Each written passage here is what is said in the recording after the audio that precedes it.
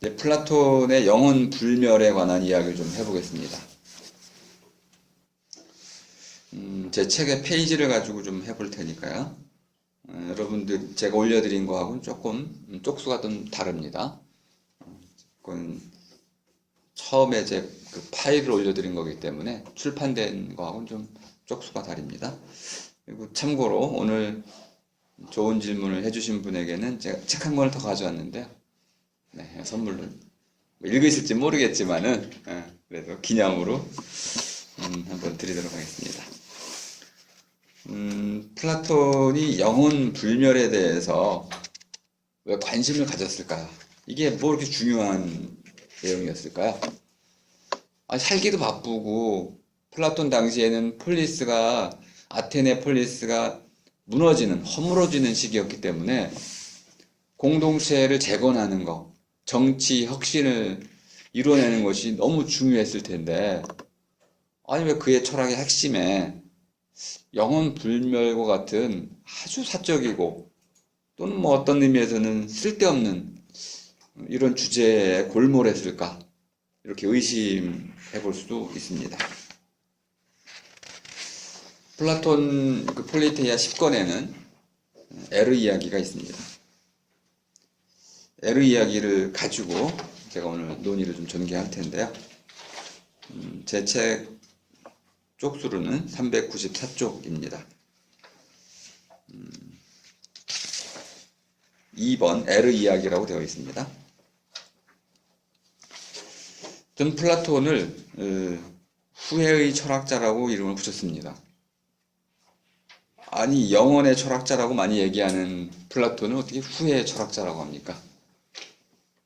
잘못 이름 붙이신 게 아닌가요? 이렇게 반론할 수도 있는데요. 아니면 플라톤이 태어날 때부터, 아기 때부터 영혼을 깨달았겠습니까? 영혼은 갈망한 거잖아요. 굳이 백보양보해가지고 플라톤이 영혼을 발견했다고 칩시다. 근데 그 발견도 어느 날 한 거죠. 그러면 어느 날 했다면은 그 어느 날 이전에는 어떻게 살았을까요? 영혼에 대한 발견은 저는 그가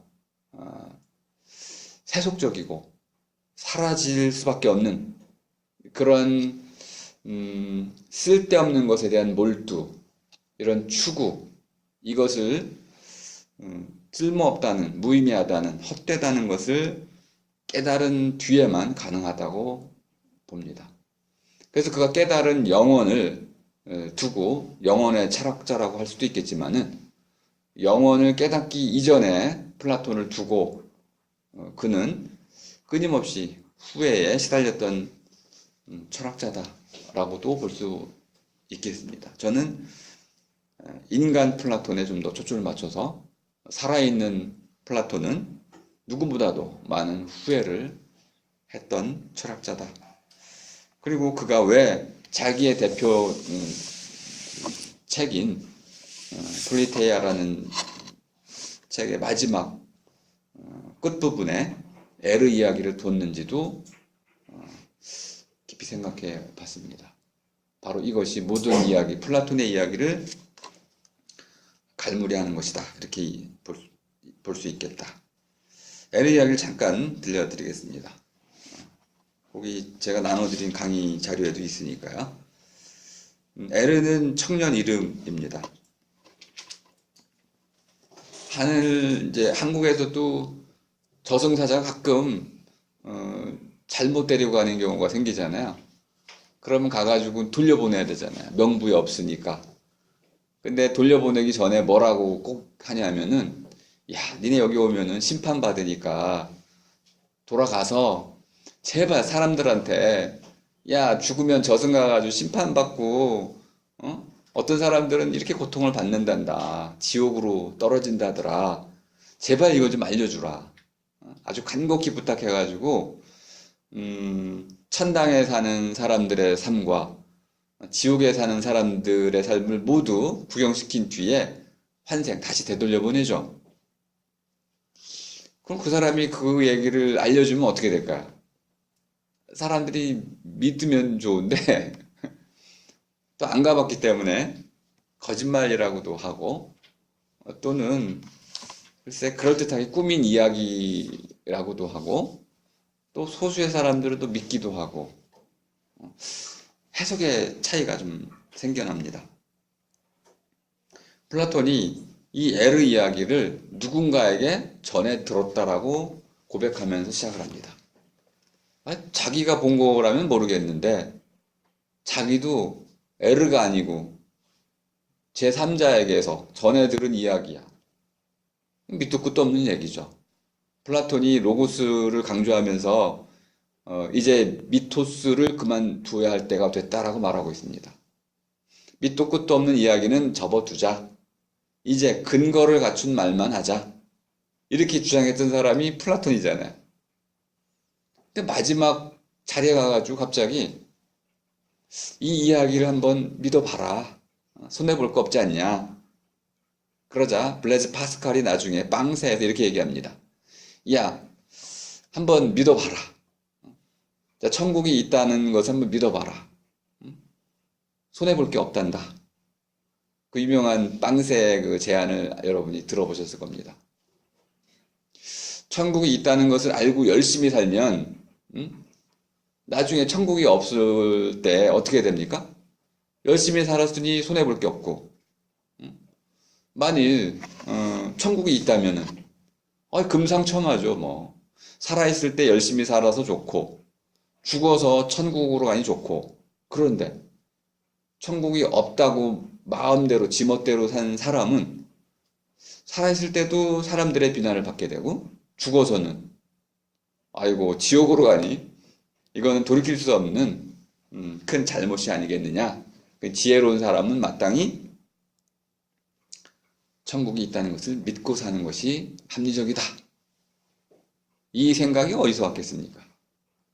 플라톤에게서 왔네요. 아니 이건 동양에도 있는 거, 우리나라에도 있는 거네요. 이렇게 믿고 살아봐. 착하게 성실하게 열심히 살면 이승에서도 좋지만 혹시 모르지 저승 가가지고 심판을 받게 될지 그때도 나쁠 거 없잖아.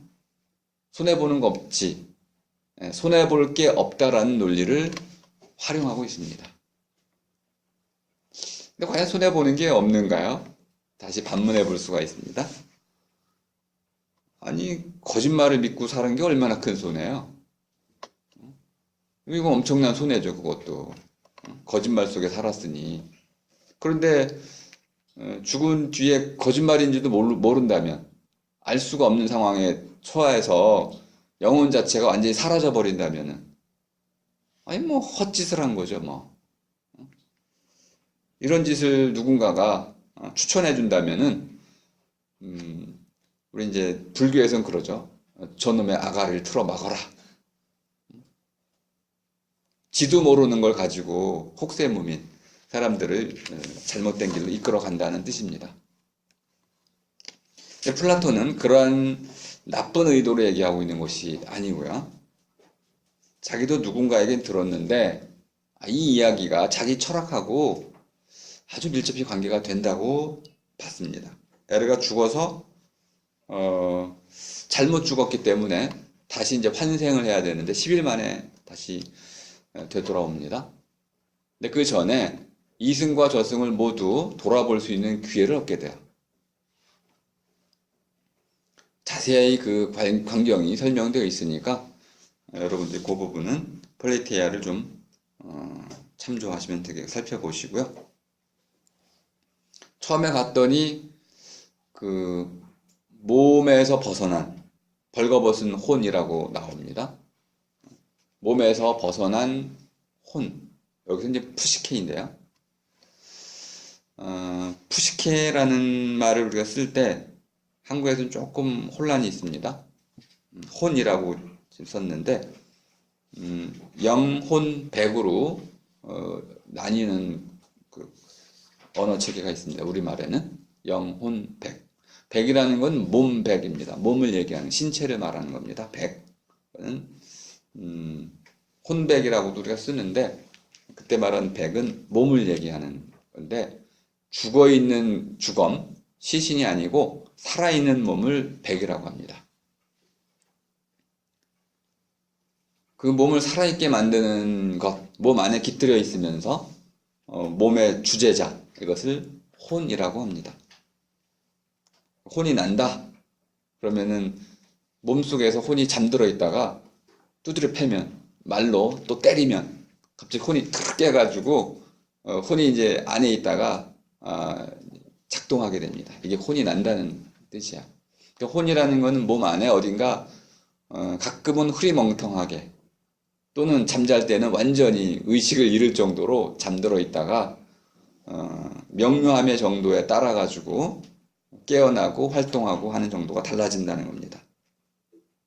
영이라는 건 아까 우리 한 분의 질문을 통해서 잠깐 설명을 드렸지만은 비어 있어서 막힌 데가 없기 때문에 몸이든 어디든 우주 끝이든 또는 뭐 바닷속이든 사통팔달 모든 곳과 마음대로 드나들 수 있는 오고 갈 수 있는 그러면서도 주재하는 자다, 감화하는 자다 이렇게 말씀드렸는데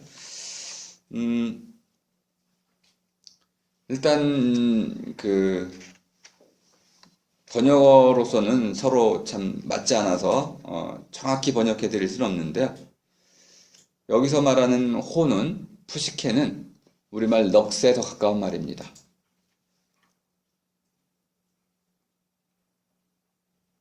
푸시케는 보통 거울의 비유가 많이 됩니다. 비춰보는 거울. 사물을 그 자체로 받아들이진 않잖아요. 사물의 모습을 받아들이는 거울의 비유로 푸시케를 많이 씁니다. 그러니까 푸시케는 있는 그대로 무엇인가를 받아들일 줄 아는 능력인데요. 이것이 나중에는 식물의 푸시케도 있고 동물의 푸시케도 있고 사람의 푸시케도 있고 신의 푸시케도 있다. 또는 우주의 푸시케도 있다. 이렇게 다양하게 또 쓰입니다. 그러니까 고대 그리스에 쓰였던 푸시케는 식물, 동물, 사람, 신 모두에게 쓰이는 낱말이었습니다. 그러면 신적 푸시케하고 식물적 푸시케는 그 차원이나 성질이 전혀 다르다는 것을 알 수 있습니다. 그럼 지금 여기서 말하는 벌거벗은 혼, 몸에서 자유롭게 벗어난 이 혼은 몸 안에 깃들인 혼, 몸과 더불어 죽을 수밖에 없는 혼은 아니고요. 몸에서 벗어나서도 죽지 않는 넋입니다. 그러니까 몸 안과 밖으로 마음대로 드나들 수 있는 그런 넋이죠. 다시 말하면 몸의 죽음과 더불어 사라지는 넋이 아니고 또는 우리가 가끔 감각을 잃어버리거나 또는 의식을 잃어버릴 때 깜빡깜빡 사라지는 그런 넋이 아니고 몸으로부터 완전히 독립되어 있는 몸을 벗어나서도 결코 죽지 않고 사라지지 않는 불멸하는 그런 넋을 말하는 것입니다. 이 넋이 있느냐 없느냐 이것이 지금 에르 이야기에서 핵심입니다. 그러니까 푸시케의 다양한 네 종류의 차원을 먼저 이해하시면 어떤 푸시케, 어떤 넋은 죽고 죽을 수 있고 어떤 넋은 죽지 않는구나. 이렇게 일단 구분을 좀 하셔야 되는데요. 그 금방 질문이 나옵니다. 아니 넋이 어떻게 생겨 먹었길래 그렇게 종류별로 한 사람에게 다 갖춰질 수 있는 건가요? 식물인간은 어떤가요? 식물인간은 오늘 뭐 이미 왜 식물인간이 되는지 다 알고 있으니까 변연계라고 말하는 우리 뇌 그 두뇌 피질과 우리 이제 운동 중추를 통해서 몸으로 연결되는 연결 지점인 변연계에서 연결이 끊겨가지고 뇌가 스스로 고립되는 거잖아요. 그래서 몸 따로 내 의식 따로 노는 연결이 안 돼서 서로 따로따로 놀게 되는 현상. 이것이 식물인간 상태야. 가끔은 깨어난 사람이 너 그때 나한테 한 말 내가 다 들었어. 왜냐하면 말을 할 수 없는 거기 때문에 그 사람은. 표현할 수 없고 눈동자를 굴릴 수 없고 이런 거지 소리는 들을 수 있는 상태 또는 모습을 볼 수 있는 상태. 하지만 안구를 돌릴 수는 없고 들은 거에 대해서 내가 목소리를 내가지고 말할 수 없는 상태였던 것 뿐이지 알 수가 없는 상태, 어떤 상태인지 알 수가 없는데 식물인간은 적어도 우리 몸 안에서 몸과 연결된 부분들이 작동을 멈출 수 있다는 것은 분명히 말해주고 있습니다. 그러니까 우리가 넋이라고 말할 때 몸과 연결된 넋은 끊길 수가 있는 거군요. 플라톤이 이렇게 한 얘기를 오늘날식으로도 우리가 수용할 수 있다는 뜻입니다.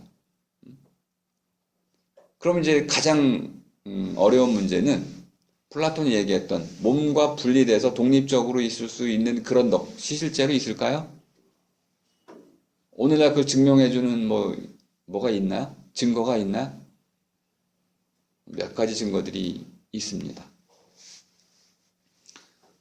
이 책은 제가 쓰진 않았는데 니어데스라고 하는 임사체험자들이 있습니다. 죽었다가 되살아난 자들. 이 보고가 1년에 한 1000건 이상 됩니다. 저도 개인적으로는 어릴 때는 우리가 이제 동네에서 집에서 장례를 치렀잖아요. 그러면은 이제 돌아가신 분을 그 주검이라고 그래요. 그 주검을 관에 직접 넣어서 3일장을 치르게 되잖아요. 그럼 이제 3일째 되는 날 발인 그 주검 관을 싣고 나가서 이제 무덤에 묻어야 되잖아. 근데 관을 이제 들고 실으려고 하는데 안에서 두드린 거야, 할머니가. 열어보니까 살아나셨어.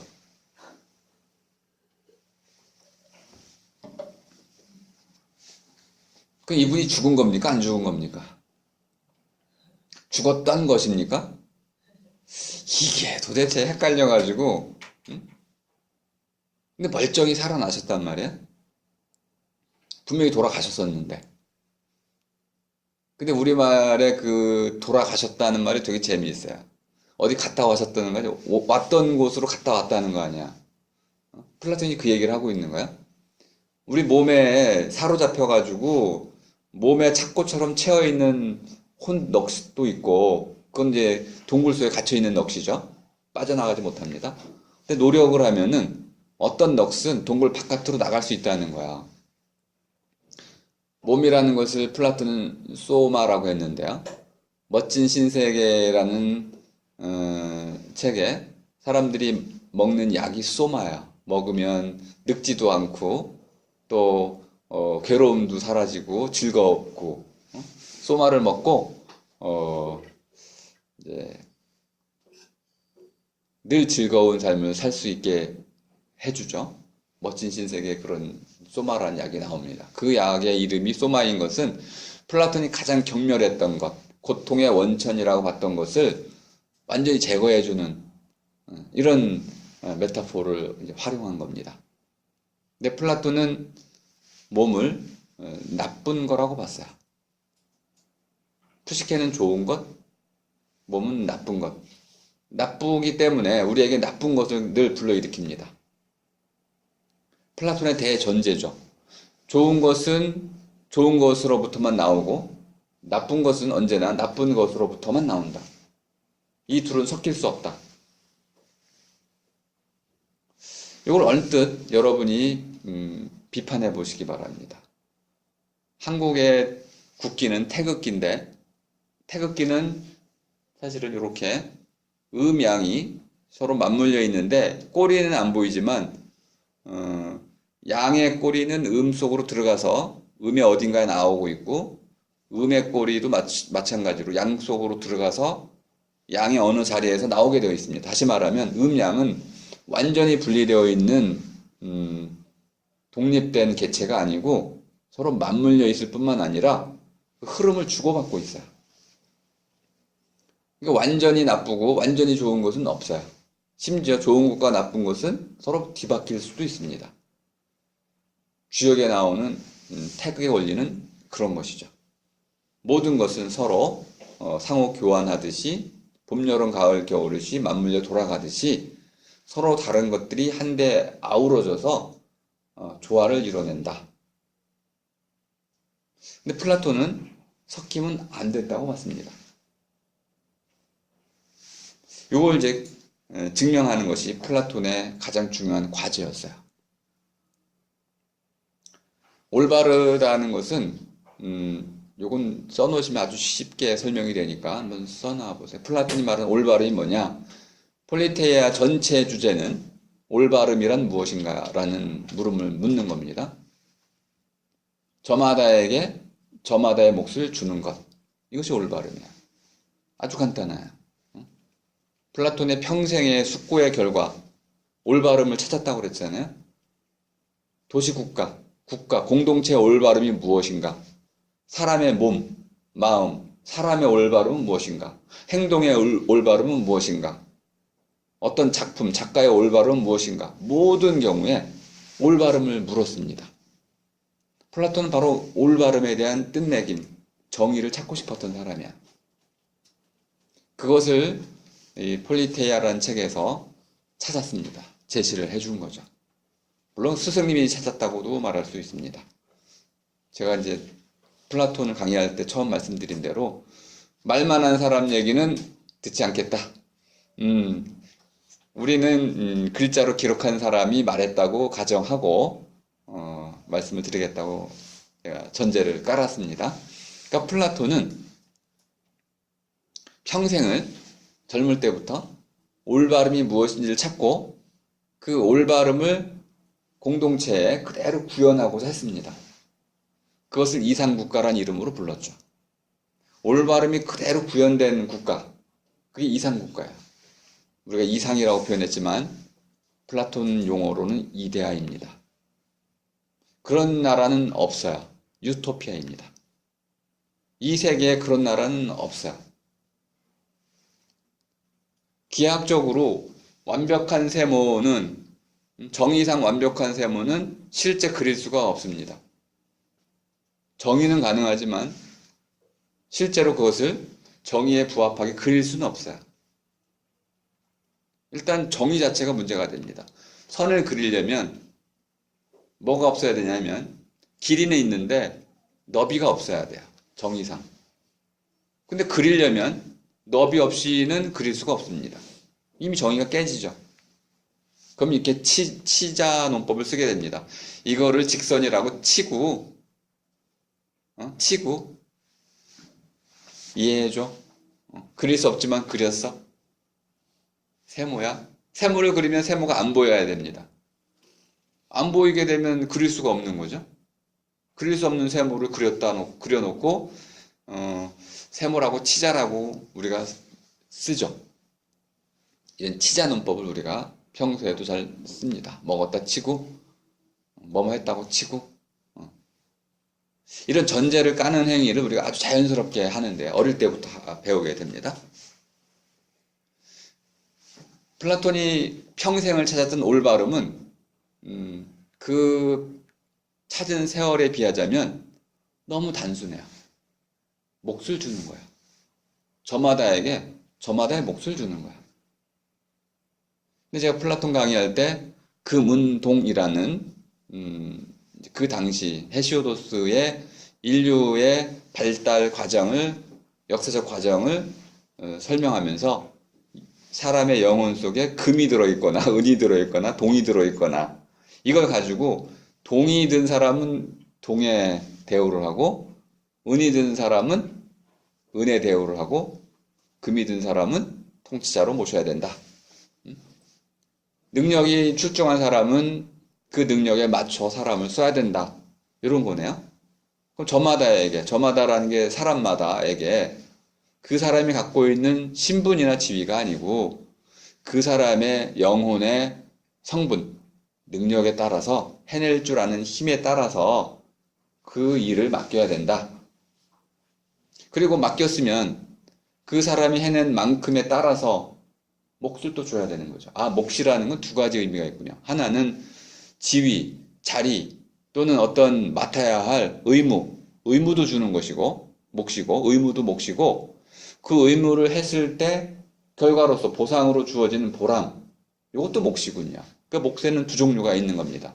자유와 책임이라고 오늘날 우리가 얘기한다면은 한편에서는 이제 권력이라든 권리와 자유를 주고 또 한편에서는 그에 따른 책임도 묻는 것이죠.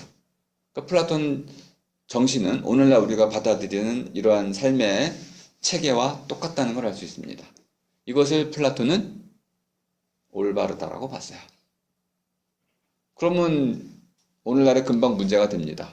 아니 일도 안 하고 부자가 된 사람들을 재벌 2세들 이거 뭐 어떻게 올바르다고 할 수 있겠어요? 이건 절대 올바른 게 아니죠. 플라톤 관점에서는. 근데 우리에게는 유산 상속이라는 게 있어요. 유산 상속은 올바른가 아닌가? 올바름의 문제는 아닐 수 있습니다. 이건 합의의 문제일 뿐인 거죠. 우리 모두가 합의를 해버리면 그렇게 해도 돼요. 올바른 문제를 떠나 있다고도 말할 수 있습니다.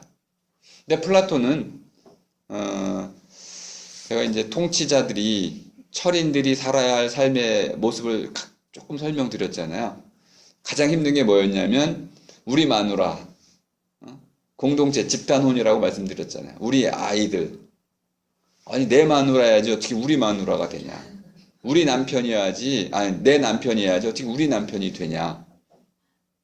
가장 사적인 것까지 공유를 강요하는 것, 공산사회죠.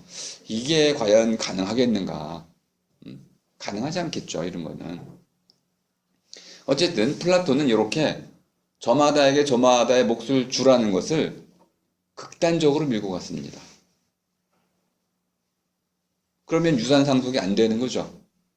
왜요?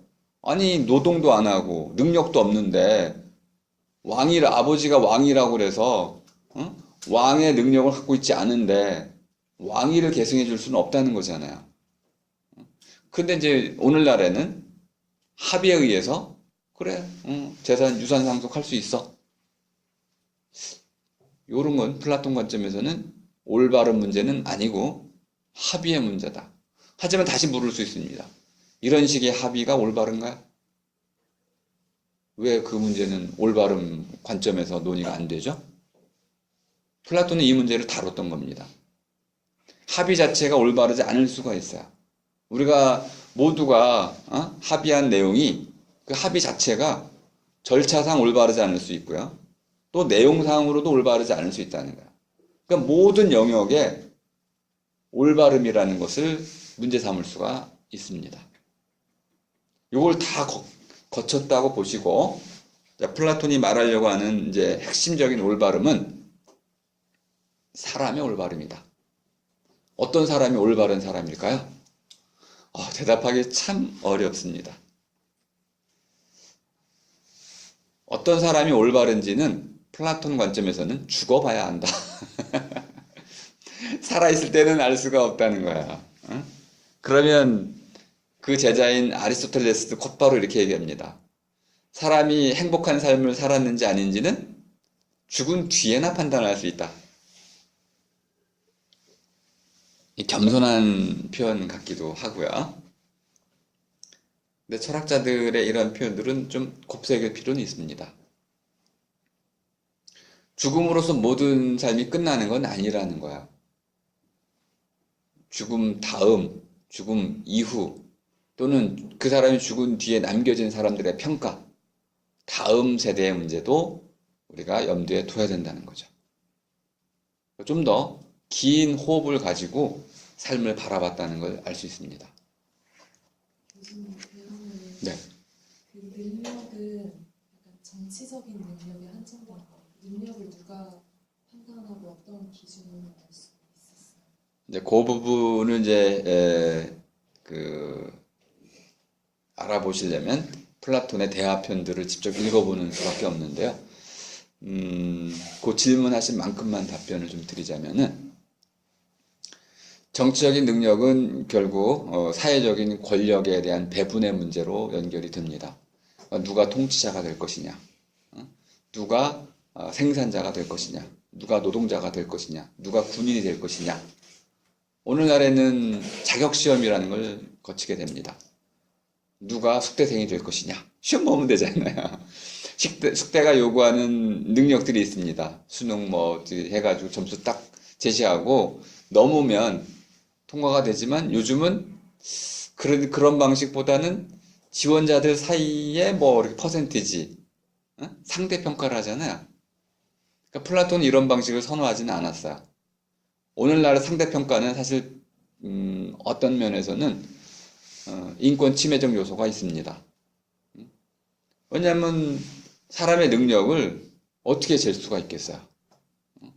그래서 어떤 나름대로 문제를 냈어요. 수학 문제를 내가지고 풀면 합격, 못 풀면 불합격 이렇게 처리하면 되는데 다 풀어. 그럼 누가 더 빨리 푸는지 계속 시험을 위한 시험이 돼가지고 능력을 재는 게 아니고 결국 어떤 사람을 떨어뜨릴 것인지를 평가하는 식의 시험이 됐습니다. 오늘날의 숙대 같은 경우 한국 대학이 다 그렇게 돼 있죠. 근데 플라톤이 정치 영역에도 적용을 한다면은 통치할 사람, 예를 들어서 그 군인의 경우를 한번 장군을 뽑는 거. 장군은 전술을 배워야 되잖아요. 전술. 전략 전술에 뛰어나야 되잖아요. 그러면 당연히 그 테스트를 거치게 됩니다. 함선을 만들어 보셨나요? 예를 들어서 고대 아테네는 이제 해상무역을 해야만 했을 뿐만 아니라 해상무역을 위해서는 해군이 막강해야 됩니다. 경험이 있으신가요? 어디서 배우셨죠? 또 항해술을 혹시 익히셨나요? 뭐 이런 걸 다 물어가지고 그래서 그거는 제비뽑기로 안 했어요. 검증을 해서 많은 사람들이 그 사람을 장군으로 인정해주는 사람이 지목이 됐습니다. 근데 나머지 이제 데미우르고이라고 하는 공무원들은 제비뽑기를 했어요. 왜냐하면 월급을 안 줬으니까 다 하기 싫어하는 거지. 그러니까 자기 돈 내 가지고 공무원을 해야 되니까. 오늘날 공무원하고는 전혀 다르죠. 오늘날 공무원들은 일은 안 하고 돈만 받아가려고 그래요. 아우, 저도 그냥 라돈 문제 때문에 지금 신경이 곤두서 있는데 공무원들이 복지부동이야. 탁 납작 엎드려가지고는 이거 우리 일 아니거든요. 야, 너 잘 봐. 규정 좀 잘 봐. 니네 일 맞아. 아니에요. 눈 감고 아니라고만 하고 있어. 저쪽으로 가세요. 그럼 저쪽 가면 거기도 저쪽 가세요. 또 가면 결국 뺑뺑 돌아가지고 여섯 번째 처음에 그 자리를 와. 그러면은 다시 또 절로 가요. 그럼 내가 돌아왔는데 어디로 가야 돼? 나는 그럼 문제 라돈 전기 매트 어떻게 이거 해결해야 돼? 복지부도에 납작 엎드려만 있어. 저쪽 손가락질만 하고 일을 안 하려고 그래. 능력이 없다기보다는 책임 회피야. 떠맡고 싶어 하질 않는 거야. 의무가 있음에도 불구하고. 이런 사람들은 잘라야 되는 거야. 올바르지 않습니다. 아주 그릇된 것이죠. 그런데 그들은 법으로 보호를 받고 있어요. 자를 수가 없어요. 그럼 이 나라는 망하게 되는 겁니다. 공적인 의무를 가진 사람이 그 일을 제대로 해낼 때 플라톤이 말하려고 하는 올바른 핵심은 그겁니다. 장군이 그 일을 잘 알고 있어야 할 뿐만 아니라 그 일을 제대로 해내야 돼요. 그러면 나라는 번성하고 생산자, 구두쟁이를 많이 이제 꼽고 있는데요. 소크라테스 아버지가 구두쟁이였기 때문에 그렇습니다. 맨날 구두쟁이 찾아가가지고 구두 만드는 얘기 하잖아요.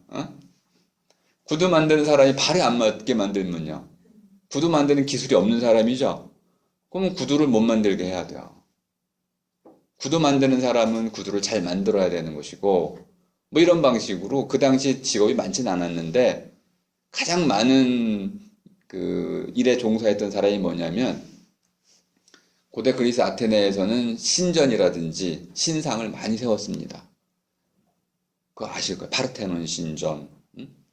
뭐 이런 작업을 하는데 또 꼭대기에다 만들잖아요. 꼭대기까지 뭐 2, 30톤이 되는 화강암을 올려가야 되잖아요. 그럼 저 멀리서 채굴 해가지고 배에 싣고 오거나 육지로 육상에서 날라가지고 수많은 인력이 동원돼야 할 뿐만 아니라 그걸 주로 사람들이 성금을 냈어요. 돈을 내서 그 신전이라 신상들을 이제 건립을 했기 때문에 재무 회계에서부터 건축까지 뭐 이게 총체적인 국가적인 마치 그 피라미드를 만드는 사업처럼 국가 사업이었어요. 그 작업 자체가. 그럼 이걸 할 수 있는 사람이 그걸 맡아야 될 거 아니야. 이런 능력을 중시해요. 그러니까 구두를 만드는 일부터 국가 사업에서부터 장군에 이르기까지 플라톤이 말하려고 하는 거는 그런 해낼 줄 아는 능력을 가진 사람이 그걸 하고 그 사람이 그걸 열심히 잘 하려는 의지를 갖고 결과도 좋아야 된다는 거예요. 어렵죠, 당연히. 근데 지금 질문하신 게 핵심이 그거야. 근데 어떻게 하나요? 그래서 이 어떻게 하나요에서 제가 그 배의 비유를 말씀드렸잖아요. 아니 이것도 모르는 것들이 선장이 되겠다고 선장을 죽이고 지들이 선장이 되니까 나라가 망했잖아요. 아테네가 망했잖아요. 결국은 스스로 자신들의 어리석음 때문에 망하는 거야. 올바름이 깨지면 결국 그 모든 결과는 스스로 짊어질 수밖에 없는 거죠. 그 사람의 경우도 이제 그렇다고 보는데요. 사람의 경우는 죽어야 된다는 거예요. 올바른 삶을 살지 못하게 되면 결국 죽을 수밖에 없다. 그 질문에 대한 구체적인 답은 직접 대화편들을 읽으셔야 됩니다. 대신 몇 가지 사례를 제가 말씀드린 거는 플라톤은 이렇게 원론적인 이야기를 했고요. 그래서 누가 그러면은 통치자가 돼야 됩니까? 그럼 조건을 제시해요. 현실에서 이 조건을 충족시킨 사람이 통치자가 되느냐? 그렇진 않았어요. 그러면 망한다는 거예요. 그러니까 플라톤이 했던 것은 이론적 작업이죠. 이런 조건을 갖춘 사람이 통치자가 되고, 이런 조건을 갖춘 사람이 장군이 되고, 이런 기술을 가진 사람이 구두장이가 돼야만 나라가 망하지 않는다, 유지가 된다, 이렇게 얘기를 한 것이고, 실제 그 기준을 만들어내는 건 사회적인 겁니다. 사회적 합의를 만들어야 되는데 제비뽑기를 했어요. 우연에 맡긴 거죠. 가장 평등하다고 생각했던 거예요. 신의 운에 맡겨가지고 직업을 배분하려고 했어요. 이런 건 망할 수밖에 없는 거죠. 그러니까 이제 현실과 플라톤이 구상했던 이상국가 사이에는 엄청난 차이가 있었던 거야.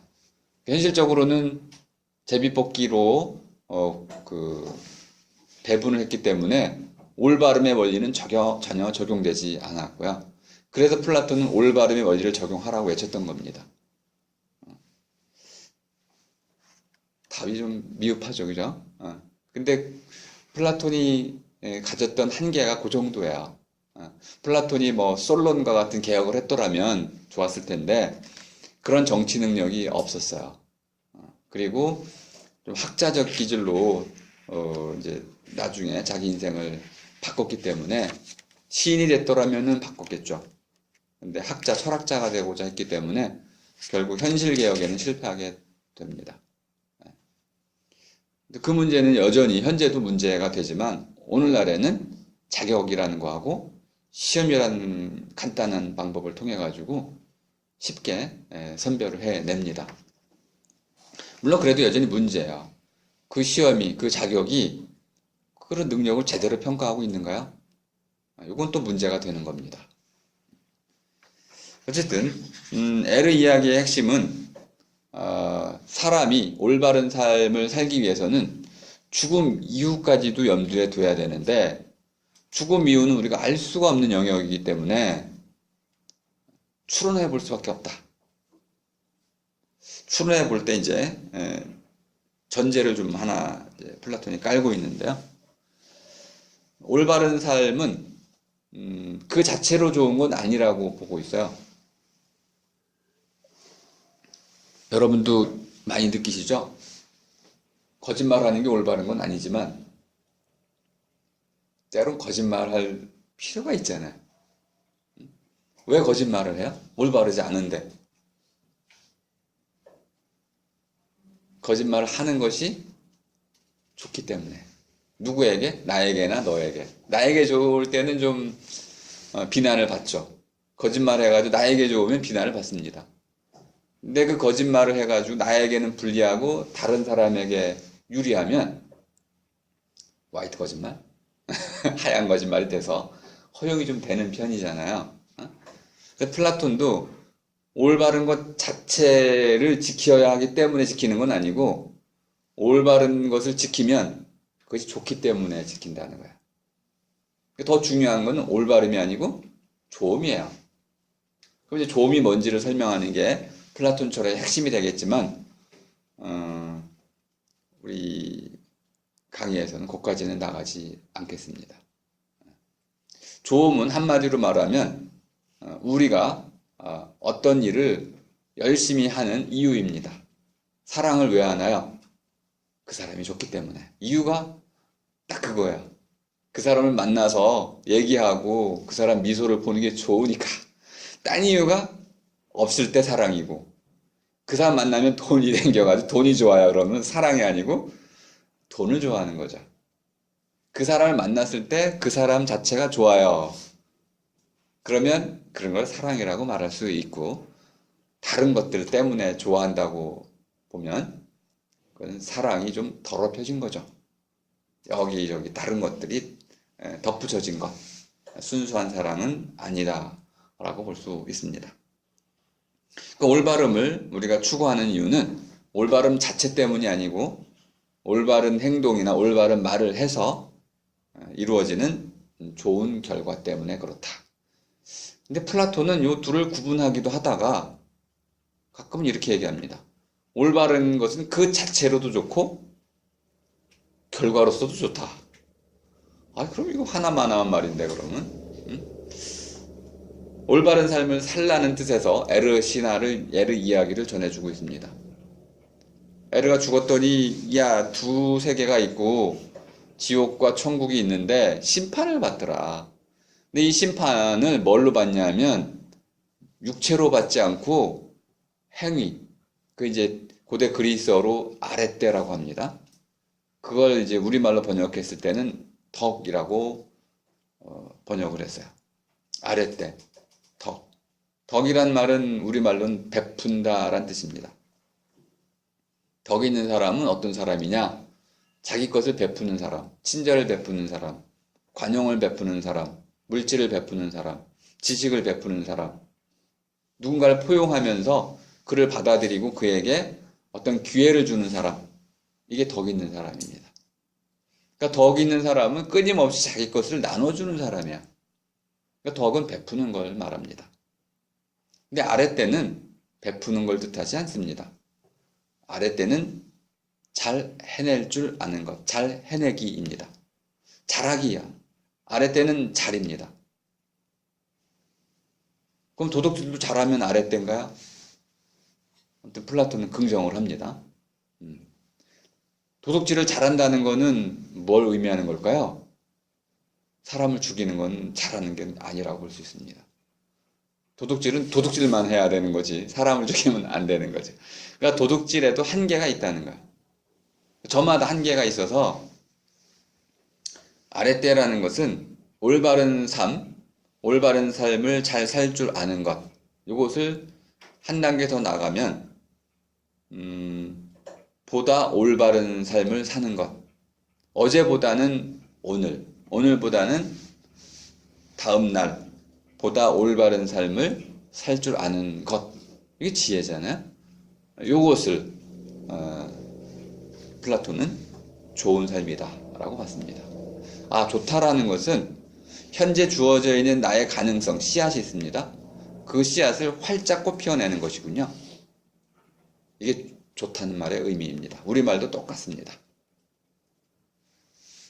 고대 그리스는 아가손이라고 부르는데요. 아가손은 말 그대로 우리말로 좋다입니다. 하나의 씨앗이 땅에 떨어져서 꽃을 피우고 자라서 열매를 맺는 것. 이것이 좋음입니다. 뇨타라는 것은 어떤 목적지, 텔로스라고 하는 텔로스, 목표, 끝. 이란 뜻인데요. 텔레미어라는 말 속에 있고 텔레비전이라는 말 속에 있습니다. 멀리 있는 것을 보는 것, 텔레비전이 멀리 보기죠. 텔로스라는 거는 끄트머리라는 뜻입니다. 원래는. 그러면 그 끝을 이루어 나가는 것, 이것이 조음입니다. 그러면 사람에게서의 끝은 무엇일까요? 삶의 끝은 죽음이라고 할 수 있으니까 죽음을 이루어가는 걸까요? 그럼 죽음을 인정하면 결국 죽음이 삶의 끝이 돼서 죽음에 다다르는 것이 좋은 것이 되겠네요. 근데 플라톤은 이 죽음을 부정하고 있습니다. 죽음은 삶의 끝이 될 수 없다. 죽음은 삶의 목적이 될 수 없다. 그럼 삶의 목적이 따로 있어야 된다는 거죠. 그 삶의 목적이 바로 올바름이라는 겁니다. 그러니까 올바른 것은 그 자체로도 좋고 결과로서 끝으로서도 좋은 거라는 거예요. 그리고 이제 조금 납득하기 어려운 결론에 도달하게 됐는데요. 자, 에르 이야기는 나쁜 짓을 한 사람은 결국 그 혼에 새겨진 나쁜 행위들 때문에 지옥으로 간다는 겁니다. 지옥에 대한 묘사도 자세히 되어 있습니다. 불구덩이에 고통을 받고 또 뭐 흔히 말하는 입이 이렇게 좁아져 가지고 먹을 걸 보고도 먹을 수가 없는 굶주림에 시달리고 등등 이런 수많은 이제 지옥의 고통에 시달리는 삶, 처벌받는 삶을 살게 되고요. 죽음 이후의 삶이 따로 있다는 거죠. 반면에 이제 천국으로 가면은 금으로 된 세계 속에서 행복한 나날을 보내게 된다는 것이죠. 가장 중요한 특징은 노동이 없다는 겁니다. 그럼 천국과 지옥으로 나뉘게 되니까 그 심판의 근거는 이승, 이 세계를, 이 세상에서 삶을 살아갈 때 살았던 나의 행위 때문에 이루어진 어떤 것들입니다. 그 행위가 좋은 거면, 올바른 것이면 천국으로 가고, 그 행위가 올바르지 않으면, 옳지 않고 그릇된 것이면 지옥으로 간다는 것이죠. 다만 이제 문제가 좀 있어요. 기준이 안 나와서. 우리 고대 그리스 말고 이제 그리스 문명이 받아들인 이집트, 아테네 문명은 이집트 문명을 받아들여서 성립이 된 겁니다. 이집트에서는 피라미드를 만들었죠. 피라미드는 무덤인데 미이라를 만들었습니다. 미이라는 1000년을 염두에 두고 있는 거죠. 혼이 죽어서 1000년 동안 갈대의 밭에 살다가 되돌아와 환생이 되는데 그 환생이 되는 자리가 내가 죽었을 때 벗어났던 몸 속으로 되돌아오는 거야. 이 몸이 1000년 동안 견디지 못하면 영혼이 되돌아와서 깃들일 몸이 없어서 진짜 영혼이 이제 흩어져 버린다고 봤어요.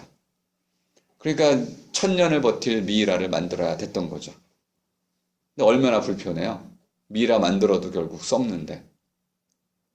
이 문명이 아테네로 갔을 때는 이 불편함을 없애기 위해서 그러면 이 영혼이 돌아올 때 옛날 몸으로 가지 말고 이제 태어나는 신생아 몸으로 들어가면 되지. 그래서 미이라가 사라지게 됩니다. 영혼 불멸은 유지가 되지만 미이라가 사라지지 않게 된 가장 중요한 이유가 신생아, 갓 태어나는 아이의 몸속으로 들어간다. 그러면 이제 굳이 미이라 없이도 환생에 얼마든지 성공할 수 있잖아요. 그러면 이 지금 태어나는 아이의 머릿속에는 영혼이 없는 셈이죠. 이 영혼이 들어오면 그 아이가 태어나게 됩니다. 영혼이 안 들어가면 죽게 되죠. 영혼이 살아있게 만드는 힘이니까. 근데 이 영혼이 들어갔을 때 두 가지가 문제가 됩니다. 하나는 이 영혼 안에 다른 영혼이 없어야 돼. 그러니까 이 영혼은 백지 상태여야 돼. 따블라라싸. 존 로크 얘기 딱 나오죠. 타블라라싸. 아무것도 쓰여있지 않은 칠판과 같아야 돼. 백지 상태가 돼야 된다. 이런 얘기가 다 이미 이 안에 들어있는 거예요. 나중에 근대 철학자들이 열심히 떠들었지만은 그 누군가에게 다 듣고 떠드는 얘기죠. 그러면 이 영혼에 새로운 영혼이 들어오면 그 영혼이 그럼 옛날 거 기억을 하면 갑자기 깐난애기가 얘야 내가 누구란다 하고 시작하면 달라이라마처럼 그러면 이게 이제 세상이 혼란스러워져 가지고 중간에 영혼이 환생할 때 레떼라는 강을 또는 망각의 들을 건너야 되네 프레야라는 들판을 건너야 된다 또는 레떼라는 강을 건너야 된다 해서 잊어버리게 만드는 시스템 하나 만들어 뒀어요. 또 이 세계에 살다가 저 세계로 갈 때도 또 그 강과 들판을 건너야 되니까 또 다 잊어버려. 그러니까 이 세계에 살 때는 다시 이 세계에서 뭔가 열심히 뭔가 알아나가야 되고 저 세계로 가면 그런데 혼이 모든 걸 다 알고 있다고 또 얘기를 하니까 이게 자기 모순이 생겨나는 거죠. 어쨌든 플라톤이 봤을 때는 이 혼이라는 것이 1000년 동안 이렇게 이 세계에 잠깐 살다 100년 살다가 저 세계에 가서 1000년 살고 다시 환생을 하게 되는데 환생하는 방식이 문제가 됐어요. 왜 우리가 열심히 이 세계에서 철학을 해야 되냐면 지혜를 닦아야 되냐면 그 이제 사람이 죽어서 1000년 동안 자기가 그 저지른 삶의 그 대가를 받고 살아가게 되는데 그때 이제 환생할 때 제비뽑기를 한다는 겁니다. 되돌아 환생할 혼들 앞에 제비가 쭉 던져져 있어요. 주사위처럼 제비가 뚝 던져져 있는데 거기에 그 사람이 살아야 할 인생의 목록이 쭉 써 있다고 그래요. 근데 그거를 이제 혼이 넋이 읽게 됩니다. 읽고 보면서 왕의 삶을 선택할 수도 있는데 문제는 이게 뭐지? 왕의 삶이 뭐라는 왕이 뭐야? 다 잊어버려가지고 잘 모르게 된다는 거야. 읽어가지고는 알 수가 없어. 그럼 어떻게 선택을 하느냐? 카락터죠, 카락터. 카락터라는 말이 이제 오늘날에 캐릭터라고 많이 쓰고 있는데 성격이라고도 우리가 번역을 하고 있잖아요. 근데 고대 그리스어로 카락터는 동전에 새겨진 모습입니다. 그러니까 새김이죠, 새김. 그 혼 넋 속에 다른 건 다 지워져도 그 사람이 살았던 그 올바름의 성품은 그대로 새겨져 있다는 거야. 그 올바름의 넋이 새겨진 넋은 올바름이 새겨진 넋은 제비뽑기를 할 때 올바른 삶을 선택한다는 거야. 유일하게 기억은 다 지워져도 성격이라고 말할 수 있는 넋에 새겨진 카락터, 올바름의 태도는 사라지지 않는다는 거야. 이것만 갖고 있으면 그 혼은 환생할 때 훌륭한 삶을 선택해서 환생을 한다는 것이죠. 어쨌든 그 부분에 대해 우리가 믿거나 말거나 태도를 취할 수 있습니다. 에르 이야기를 사람들에게 자꾸 믿으라고 하는 이유는 지금 이 세계에서의 삶을 잘못 살면 다음 생에서 올바른 삶을 선택할 수 없게 된다. 뿐만 아니라 1000년 동안 이런 지옥에서 고통을 받게 된다. 그러니 이 두 가지를 잘 피하고 오히려 천국에서의 삶과 다음 생에서의 훌륭한 삶, 좋은 삶, 이것을 살려면, 올바른 삶을 살려면 지금 여기서 열심히 훈련을 해야 된다. 이렇게 설득하기 했던 거죠. 당시에 있었던 이러한 이집트로부터 쭉 전래된 영혼 윤회에 관한 이론을, 이야기, 미토스를 바탕으로 해가지고 사람들을 설득하면서 가장 핵심인 요구였어요. 그렇다더라라고 했는데 플라톤이 그래? 우리의 푸시케 가운데 어떤 부분은 안 죽어. 이 영혼이 불멸할 수 있다는 것을 증명하는 것을 이제 필생의 과제로 삼는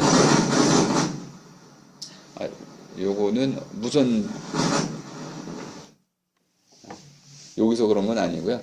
누군가 무선 마이크를 틀어서 그렇습니다. 뭐 제가 구두로 그냥 마이크 없이 해도 되겠죠? 들리시나? 네. 그러니까 좋은 삶과 올바른 삶을 목표로 하고 있는데, 예, 이것이 가능하기 위해서 플라톤에게서는 죽은 뒤에까지 심판을 견디고 천년왕국을 거친 뒤에 되돌아왔을 때에도 좋은 삶을 살아야 되는데, 이걸 위해서는 그걸 살아내는 어떤 뭔가 우리 몸속에 죽지 않는 요소가 있을 때만 가능한 거잖아요. 과연 그런 게 있을까요?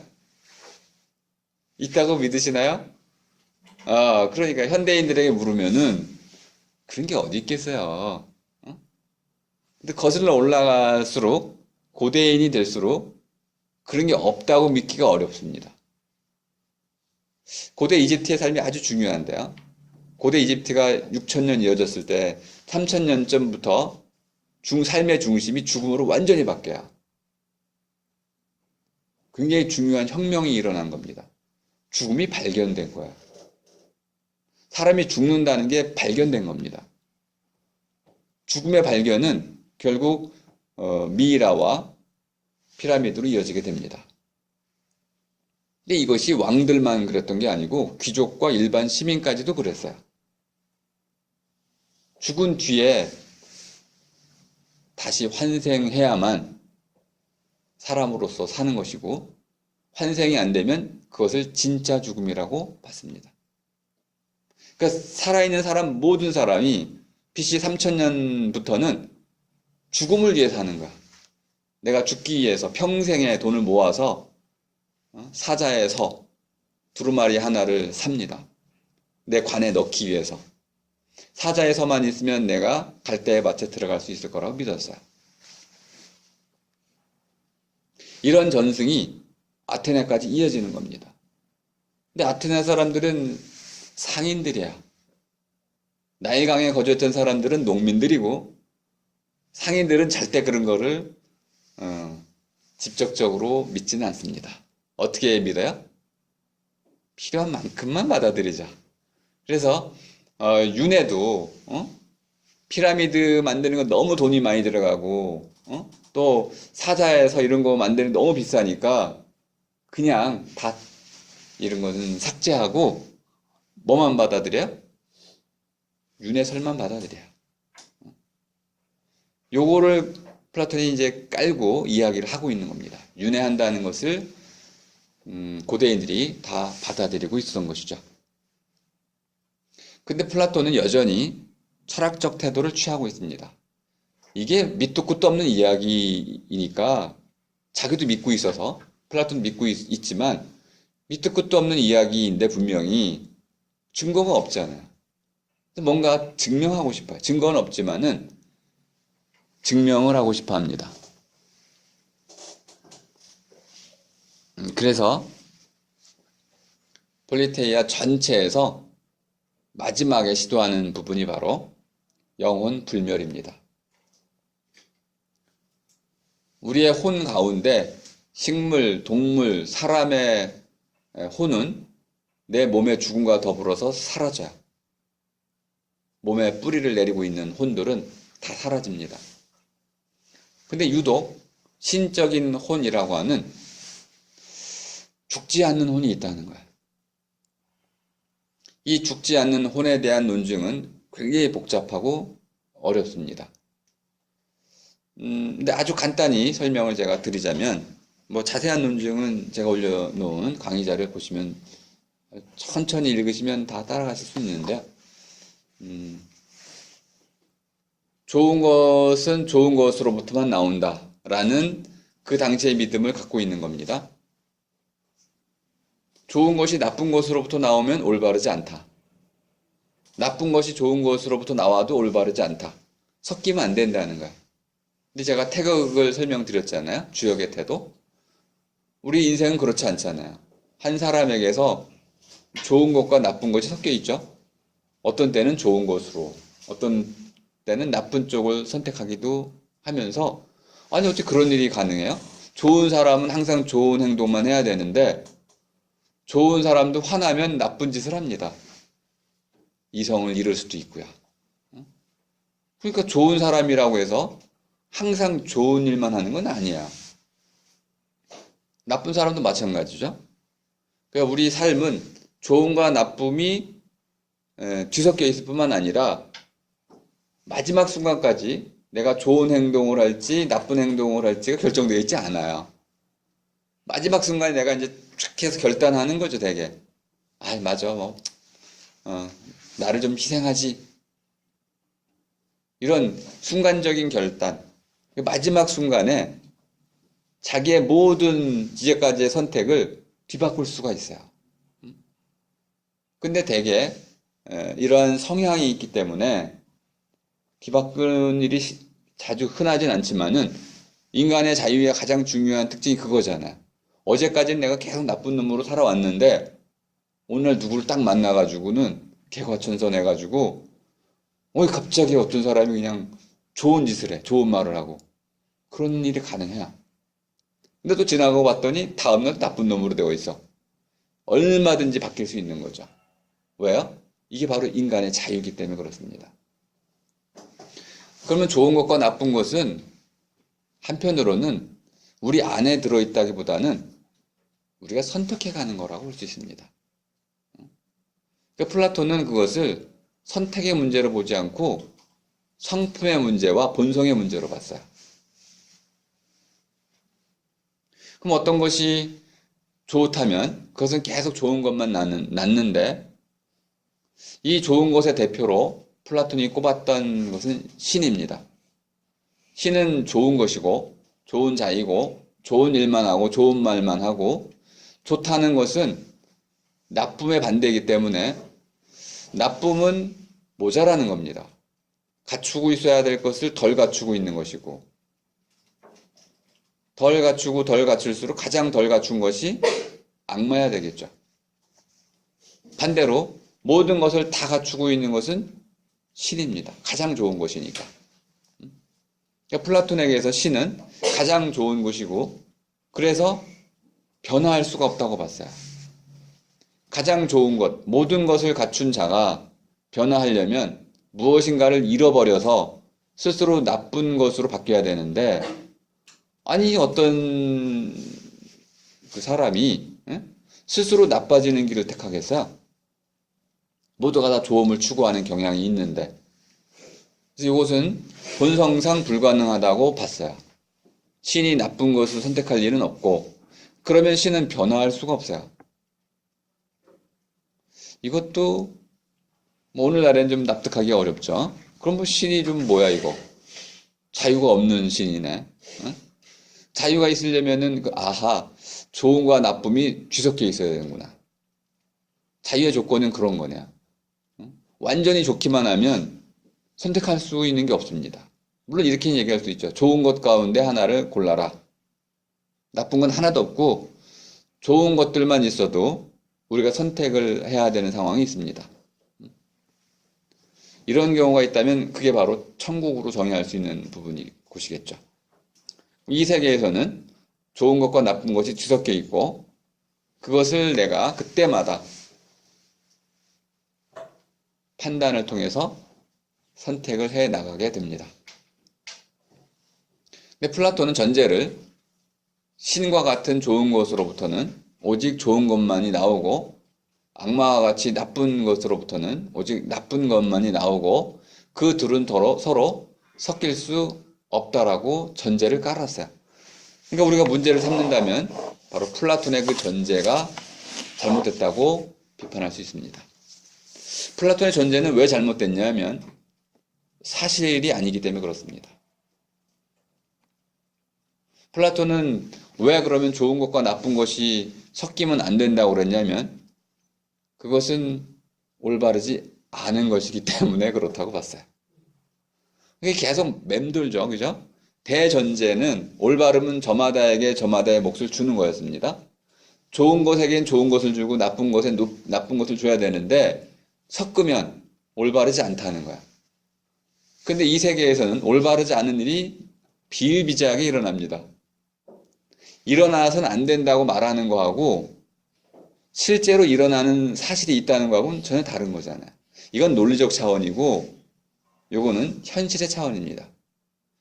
현실 차원에서는 올바른 게 올바르지 않은 것이 될 수도 있고요. 좋은 게 나쁜 것이 되기도 하고 나쁜 게 좋은 것이 되기도 합니다.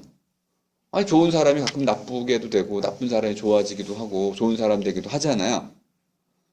현실은 이렇게 뒤죽박죽입니다. 그런데 이것은 논리 세계로 가면 이것은 옳지 않은 것으로 비판을 받게 됩니다. 모순적인 것이다. 비합리적인 것이다. 현실은 논리로 설명할 수 있는 부분이 있고 논리를 넘어서서 논리로 설명할 수 없는 부분이 분명히 있는 것인데 이것을 논리 세계로 바꿔가지고 현실이 이래서는 안 된다라고 말하는 것은 당위를 말하는 것일 뿐 그렇다고 해서 현실이 바뀌지는 않습니다. 현실의 문제, 사실의 문제와 논리의 문제, 당위의 문제는 구분을 했어야 되는데 플라톤이 이 구분을 못하게 돼요. 이건 칸트 정도 와야 구분이 됩니다. 칸트가 위대하게 된 이유가 그런 오랫동안 2500년을 이어져 온 그러한 서양의 철학 전통을 칸트가 의심했다는 거야. 그게 실제로 가능한지 아닌지에 대해서 여러분 고민해 보세요. 내가 철석같이 믿고 있는 것을 다른 사람 다 믿고 있는 것을 혼자 의심한다는 것이 과연 가능한 걸까요? 굉장히 외롭고 스스로도 불안해집니다. 내 의심이 이게 정당한가? 근데 칸트는 그 역할을 충분히 잘 수행했고 칸트 이후로는 그래서 새로운 철학이 전개가 되는 겁니다. 그걸 만든 사람이 바로 칸트죠. 나중에 칸트에 대해서도 좀 설명을 좀 드릴 텐데요. 하지만 칸트를 제대로 이해하려면 또 플라톤이 뭘 고민했는지를 알고 있어야 됩니다. 칸트는 자기 책상에 플라톤과 아리스토텔레스의 두 대표 저수를 놓고 집대성을 했습니다. 한편에서는 플라톤, 한편에서는 아리스토텔레스를 받아들인 거죠. 그리고 그것을 데이비드 휴미나 또는 그 당시 뉴턴 역학들을 통해 가지고 시대의 지평에서 종합을 한 겁니다. 그 전에도 종합한 토마스 아퀴나스 같은 사람이 있었지만은 칸트의 종합은 자연과학의 도전을 통해서 시대적 지평위에서 새롭게 종합을 했기 때문에 완전히 새로운 철학으로 탄생이 됐습니다.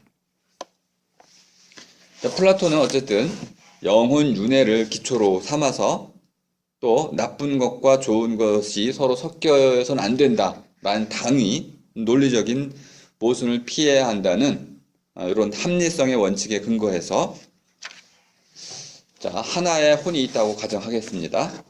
근데 그 혼이 나쁜 짓을 많이 저지른 그래서 지옥에 가서 고통을 받아야 하는 혼이라고 치겠습니다. 치자 논법을 계속 쓰고 있는 거죠. 플라톤이 그렇게 치고 있는 거야. X라는 혼이 있는데 이 X라는 혼은 나쁜 짓을 많이 저지른 나쁜 혼이야. 나쁜 넋인데 이 나쁜 넋은 죽으면 분명히 지옥으로 가서 고통 1000년 동안 고통을 받아야 되고 또 결국 아랫때 그 잘 해낼 줄 아는 그 태도나 이런 것을 못 갖추고 있기 때문에 다음 생도 또 나쁜 삶을 살 수밖에 없어야 됩니다. 근데 이 나쁜 넋이 진짜로 죽어버리면 사라져버리면 아니 이게 벌을 안 받게 되잖아요. 금방 이해가 되시죠? 플라톤은 이것이 부당하다고 봤어요. 응? 아니 나쁜 짓 저지른 게 저지른 놈이 죽어서 벌을 안 받으면 정의가 올바름이 깨지는 거잖아요. 나쁜 짓을 한 놈은 죽어서 지옥 가가지고 나쁜 고통을 받아야 되는데 이게 죽으면 고통을 안 받게 되면 그 나쁜 넋에게는 그게 잘된 일이잖아. 그건 나쁜 짓을 하고 나쁜 것에서 좋은 것이 나왔으니 이건 올바르지 않다고 봤어요. 여기까지 쉽게 이해가 되시죠? 다시 한번 질문을 좀 해보겠습니다. 나쁜 넋이 죽음을 통해서 자기가 저지른 모든 나쁜 것의 그 결과로 받아야 할 처벌이나 죄를 받지 않게 된다. 그래서 이건 좋은 것이다라고 규정할 수 있다면은, 자, 한번 나쁜 넋이 죽어서 혹시 모르죠. 그동안 잘했던 일들도 있을 수 있으니까.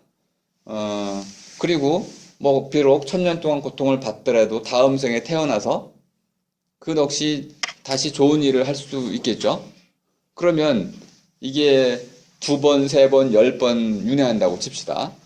그러면 이 나쁜 넋이 언젠가는 좋은 짓을 할 수도 있겠죠. 좋은 일을 할 수도 있고 좋은 넋으로 바뀔 수도 있겠죠. 이 가능성이 열려 있어요. 그러면 나쁜 넋이 사라지는 것은 나쁜 처벌, 고통스러운 처벌을 면제받는다는 점에서는 좋지만 앞으로 어떻게 될지 모르지만 좋은 넋으로 될 수 있다는 그 가능성까지도 잃어버리는 거니까 이건 나쁜 거네요. 그러니까 죽음을 왜 일방적으로만 보나요? 윤회를 인정하고 나면 사람이 그렇잖아요. 어제까지 아무리 나쁜 짓을 해도 내일 내가 좋은 사람이 될 수 있는 것처럼 기회가 있는 거죠. 가능성이 열려 있습니다. 가능성이 열려 있다는 말의 의미는 죽음을 통해 가지고 나쁘게 될 가능성도 잃어버리지만 좋게 될 가능성도 함께 잃어버린다는 거야. 그러니까 만일 플라톤이 나쁜 넋이 그 처벌을 받아야 할 가능성을 잃어버려서 그것이 좋은 것이 됐다면은 반대편 좋게 될 수 있는 가능성까지 잃어버려서 나쁘게 됐다는 것도 동시에 인정해야 됩니다. 근데 플라톤은 한쪽만 인정하고 있어요. 다른 쪽에 잃어버려서 좋아질 수 있는 가능성, 좋음의 가능성을 잃어버리고 있다는 것은 인정하지 않고 있는 거죠. 그럼 한쪽 편만 들었기 때문에 편파적이거나 일방적이거나 또는 추론이 정당하지 않습니다. 또 이것도 문제가 됐지만 더 근본적으로는 과연 현실적으로 사실의 관점에서 봤을 때 우리가 다 경험하고 있으니까 사람의 넋이 그렇게 일방적으로 좋은 넋과 나쁜 넋이 딱 구분이 되던가요? 그거 어렵죠, 뭐. 구분이 된다 치더라도 어떻게 우리가 알 수 있어요? 죽어서만 알 수 있잖아요. 자기도 모를 텐데. 그러니까 넋이 좋은 넋이냐, 나쁜 넋이냐는 심판을 받아봐야 알 수 있는 거기 때문에 누구도 모른다라는 특징이 있습니다. 근데 우리가 오히려 경험하는 실제 사실은 하나의 넋이 좋음과 나쁨을 동시에 갖고 있다. 이렇게 봐야 될 이것이 사실일 겁니다. 그렇다면 플라톤은 수많은 잘못된 전제들을 바탕으로 해서 잘못된 추론을 이어가서 결국은 영혼의 불멸, 넋이 죽지 않는다. 또는 이 넋이 죽는 것은 올바르지 않다. 또는 넋이 죽는 것은 자기 모순을 범하는 것이다. 이런 식의 결론을 이끌어낸 셈입니다. 그리고 이런 결론이 기독교와 결합이 돼서 2500년을 이어왔습니다. 현재는 그 주장이 설득력이 많이 떨어졌을 뿐만 아니라 거센 비판을 받고 있긴 한데 기독교를 통해서 또는 이슬람을 통해서 여전히 플라톤 사상은 생생히 살아 있습니다. 영혼 불멸은 많은 사람들이 믿고 있는 것이고요. 또 불교에서도 윤회를 통해서 받아들여지고 있습니다. 그럼 우리는 죽음에 대한 완전히 서로 다른 세계를 살아가고 있는 것입니다. 이거에 대한 보다 어려운 논증은 제가 이제 5번에서는 달문의 형이상학이라는 데 논증이 되어 있습니다. 이 부분 좀 더 어렵고 난해하기 때문에 여러분이 차근차근 읽어보시길 바라는데요. 아주 간단히만 설명을 드리겠습니다.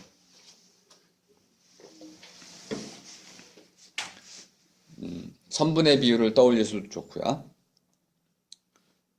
눈이 있으면 눈에 의해서 보여지는 것이 있습니다. 그런가요? 이렇게 물을 수 있는데 제 손바닥을 가지고 얘기했었죠. 여러분이 제 손바닥을 본다면 이 손바닥을 보는 눈이 있는 거겠죠? 여기까지 인정할 수 있습니다. 근데 게티어 문제라는 유명한 철학 논증이 있는데요. 제가 여기다 홀로그램을 깔았을 수가 있어요. 그러면 실제 손은 없는데 여러분 홀로그램을 보고 제가 손을 들고 내 손은 원래 이렇게 밑에 있어요. 홀로그램 해가지고 들고 있는 것처럼 속였다고 합시다. 속임의 문제예요. 속였을 때 여러분들은 아니 봐봐 여기 탁자 해가지고 교수님이 손을 들고 있는 게 확실해. 이런 믿음을 갖게 됐어요. 그럼 여러분 눈을 의심하지 않겠죠? 그럼 여러분은 여러분 눈으로 본 이 손이 실제로 있다라고 믿게 될 겁니다. 근데 이게 홀로그램이라고 보면 어떻게 되시겠어요? 실제 손을 찾으려고 하겠죠? 밑에 있는 손을 아마 찾으려고 와서 살피게 될 겁니다. 그리고 이걸 찾게 되면 이것은 뭐지? 홀로그램인가? 하고 의심을 하게 됩니다. 발견이라는 관점인데요.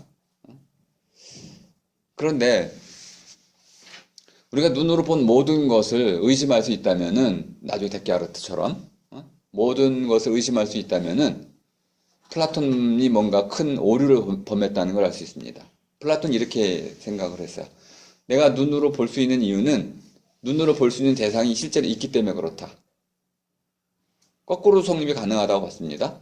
눈으로 볼 수 있는 것이 있기 때문에 내가 내 눈으로 볼 수 있다. 이 둘 사이에는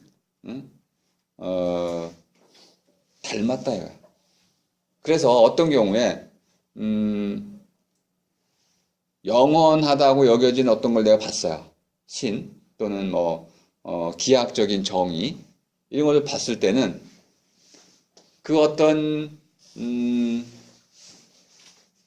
눈에 보이는 것 가운데 영원하다고 것으로 여겨지는 어떤 것이 있다면 내 눈이 사라져도 그것은 영원히 그런 모습으로 있을 것이다. 좀 어렵죠, 그죠? 근데 한국에 살아보면 아마 플라톤이 생각을 바꿀 수도 있습니다. 방학만 지나면은 여기 그 숙대에 오는 길이 그 상점들이 다 바뀌고 있잖아요. 한 몇 개월 만에 다 바뀌어요. 그러니까 눈으로 보는 것들이 실제로는 다 변화하는 것들이죠. 혹시 변화하지 않는 것이 있던가요? 심지어는 내 눈 자체가 변화하고 있죠. 늙어가기도 하고 더 아름다워지거나 추해지기도 하고 눈 자체도 변할 뿐만 아니라 그 눈에 의해서 보이는 것들도 끊임없이 바뀌고 있어요. 그러면 내가 본 것이 어제 본 거고 같은 것이다라는 것은 눈에 의해서 인식되는 것이 아니고 나의 기억이라든지 나의 판단에 의해서 인식이 되는 겁니다. 그러니까 세 번째가 필요했던 거죠. 눈과 눈에 의해서 보여지는 것. 그 둘을 매개해서 하나의 인식을 성립시키는 세 번째 것. 칸트가 이제 말하는 거죠. 이제 종합. 이것이 필요했는데 플라톤이 요까지 못하고 그냥 이걸 빼버리고 중간 종합의 영역을 빼버리고 내 눈에 보이는 것과 내 눈은 닮았다. 이렇게 본 거예요. 그런데 내 눈이 영혼입니다. 근데 어떤 영혼은 죽지 않아요. 어떤 푸시케는 내 넋 가운데 어떤 넋은 죽지 않는다고 이미 전제를 깔았어요. 그죠? 그러면 이 내 넋에 의해서 보이는 것이 있다고 친다면 그것도 영원해야 된다고 보는 거예요. 이런 엉터리 추론이라고 보이시죠? 네. 아니 이미 내 넋이 영원하다, 불멸한다는 것도 제대로 증명된 게 아닌데 이걸 전제로 하고 눈에 넋이 있어서 이 눈에 보이는 어떤 대상이 있다라고 추론하는 것처럼 영원 불변한 넋이 있을 때 그 영원 불변한 넋이 바라볼 수 있는 어떤 대상이 있어야 된다고 추론한 거야. 그리고 그 죽지 않는, 죽을 수 없는 그 넋이 바라보는 대상을 플라톤은 이데아라고 불렀습니다. 이 이데아라는 것은 얼굴의 눈으로 볼 수 있는 건 아니야. 감각의 눈으로, 감각의 넋으로 볼 수 있는 건 아니야. 그러니까 죽을 수 없는 영원한 넋으로만 볼 수 있는 거죠. 근데 우리말에서 이데아는 번역이 제대로 안 됐습니다. 왜냐하면 지금 제가 계속 일부러 본다라고 쓰고 있잖아요. 이데인이란 보다란 말에서 나온 겁니다. 정신의 눈으로 본 거야. 정신의 눈에 의해서 보인 것. 이런 죽지 않는 넋이 없는 사람에게는 보이지 않고요. 말이 좀 이상한가? 죽지 않는 넋이 있는 사람에게만 보이는 것, 그것이 이데아야. 이데아는 보임새라는 뜻입니다. 보인 것, 보인 모습. 기하학을 기준으로 삼았기 때문에 이렇게 정의에 따라서 만들어진 그 하나의 대상을 가진 사람이 있고 그걸 모르는 사람이 있다는 거예요. 그래서 이렇게 세 개를 기본적으로 보이지 않는 넋의 그 증명을 통해서 보이지 않는 세계를 증명하는 두 징검다리를 건너는 과정이었기 때문에 플라톤을 이해하는 것이 그렇게 어려웠습니다. 그리고 이 모든 과정의 출발점에는 올바름에 대한 플라톤의 전제가 깔려 있는 것이고 저마다에게 저마다의 몫을 주어야 한다. 좋은 것은 좋은 것, 나쁜 것은 나쁜 것, 섞일 수 없다라는 이 하나의 전제, 현실 속에서 이끌어낸 그 정치적인 원리가 갑자기 논리로 둔갑이 되고 그 논리적인 것이 결국은 이런 존재론적인 차원까지 투사가 돼가지고 플라톤 철학이 아주 귀기하게 바뀌었습니다. 이것을 깨닫기가 너무 어려워서 그 이후의 철학자들은 플라톤에게 사로잡히고 말았어요. 그래서 제가 좀 과도한 비판했을 수도 있는데요. 저는 플라톤이 그런 그 당시에는 이렇게 무너져가는 공동체를 살려내기 위해서 올바름이 무엇인지를 집중적으로 탐구했고 그것을 자기 철학에 적용을 하는 과정이었다라고 봐서 시대의 철학자로서 충분히 인정하지만은 바뀐 시대에는 또 다른 방식으로 플라톤을 재해석하거나 비판을 했어야 되는데 그걸 못하는 바람에 답습을 하는 바람에 결국 플라톤이 2000년 이상을 그렇게 살아온 것이 아닌가 생각을 합니다. 시간이 좀 많이 지났는데요. 자, 오늘 강의 이것으로 마치겠습니다. 수고하셨습니다.